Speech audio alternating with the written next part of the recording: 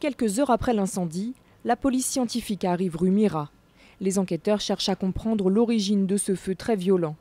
Plusieurs éléments sont troublants, à commencer par la chronologie des faits. Les pompiers sont intervenus une première fois vers 2h30 du matin pour un simple feu de papier, rapidement éteint. 2 heures plus tard, vers 4h30, ils sont rappelés à la même adresse. Cette fois-ci, le feu a pris dans la cage d'escalier. Les pompiers sont donc intervenus à 2 reprises. C'est l'un des éléments qui fait que la piste de l'acte de malveillance est une piste qui est explorée par les services de police et que l'enquête a en conséquence été confiée à la brigade criminelle de la préfecture de police.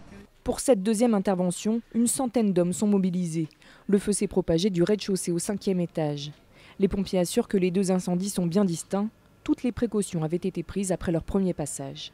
On ne repart absolument pas tant que le feu n'est pas éteint. Et quand bien même le feu est éteint, on s'assure qu'il ne reprenne pas. Ce qui est troublant, effectivement, c'est qu'on intervient sur la même adresse un peu plus de 2 heures plus tard pour un sinistre complètement différent. L'immeuble de la rue Mira n'était pas connu pour être insalubre selon la maire de Paris. François Hollande a promis que tout était mis en œuvre pour faire la lumière sur ce drame. C'est l'incendie le plus meurtrier à Paris depuis 10 ans.